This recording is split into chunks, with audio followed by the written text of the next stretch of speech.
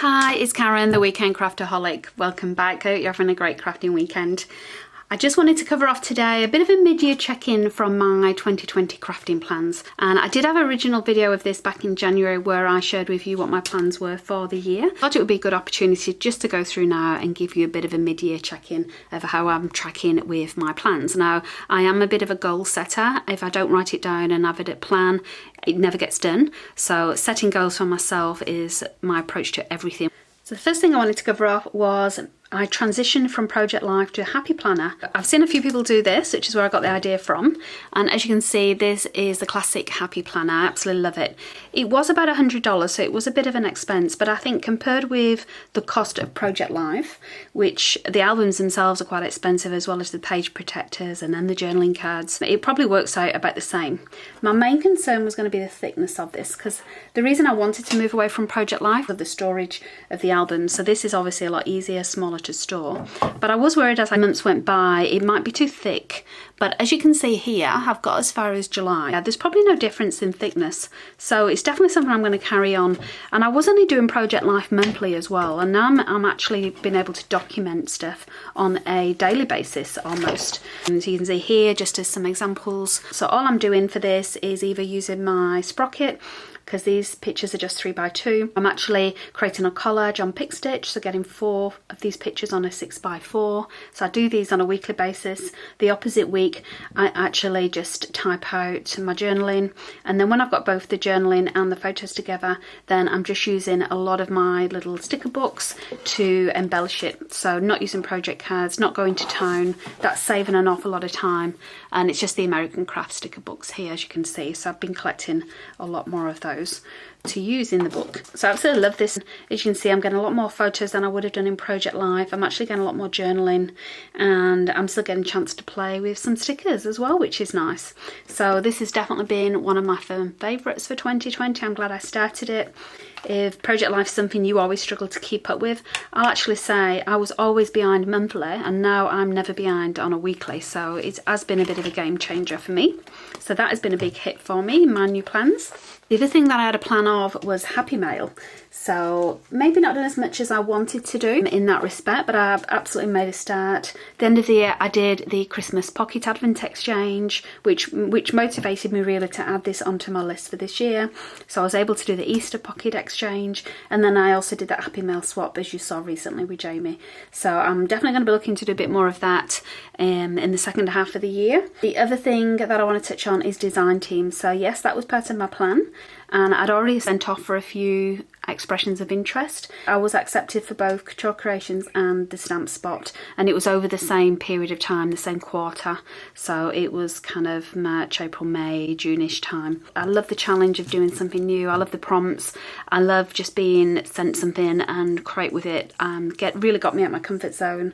Not going to be applying for any more for the rest of the year though. I think that's the goal ticked off. The other thing I did want to do more of was watercolours and mixed media, and I certainly managed to do that as well. Absolutely love it. One of the big things I wanted to do was limit my spend and use up my stash, and I don't know if I'm achieving it or not. I really don't. I feel like I had a really good period where I didn't buy an awful lot, so a lot of the months I did well, but then when I have made a purchase, I've spent more than I normally would as well. And in terms of things that didn't work quite so well, so I did have my plan to do one little word. Now last year it did kind of bump along, which is why I put it on my plan this year, because I was kind of always behind and then feeling guilty that I was always behind. But I just never got off the ground. I never even did the January prompt. It's probably a bit of a waste of money for me this year. It's like $35 US. So I don't even think I'm gonna buy that and renew that next year. Similarly, on that vein, I wanted to do a week in the life. But now that I've got the Happy Planner on a daily basis, I feel like I've got a week in the life every single week now. I've got every info, and I'm not just capturing the good things. I'm capturing all kinds of things in the Happy Planner, which I know the week in the life's meant to do. The other thing that I'm really probably more annoyed with myself about is my sewing's not on track. I wanted to get into sewing a little bit more. Again, maybe COVID didn't help because I'd started going to some sewing classes locally in Perth. The classes had to stop. I will say though that Nat was amazing from Sew for Life. She actually did a step-by-step video each week, like a sew along, which I did do and I really enjoyed. So for the second half of the year, sewing is going to be a bit more of my focus. The thing I didn't get a grip on was my blog. So in case you didn't know, I've got a website, a WordPress blog. It's just www.weekendcraftaholic.com. And I set this up a couple of years ago, mainly because a lot of the design teams you apply for want you to have a blog. That's kind of was the driver. So maybe that's why I'm not really into it completely. I'm probably only updating it once, twice a month if I'm lucky. I find the technology side of it really difficult. I feel like I've got to be an IT expert as well as just uploading pictures of my creations. That's why I'm loving Instagram so much, because it's so easy just to share my creation from a blog perspective, having to upload photos and then talk about it and write it. So that is something that's behind, but it, you know, it costs me quite a bit each year to keep that blog up to date. You know, it's about $100 a year for the WordPress site and the domain and all that stuff. So I do need to put more effort into it. So looking forward to the second half of the year. It's a good point. There's going to be a lot more sewing from myself, a lot more blog posts, a little bit less spending, a lot more using up stash, as well as the mixed media stuff, and hopefully as well some happy mail. But the other thing I should mention, actually, that wasn't on my plans that I have done quite recently, was set up an Etsy store. So I've got on there like a sewing bowl, I've got a cover for my Cricut maker.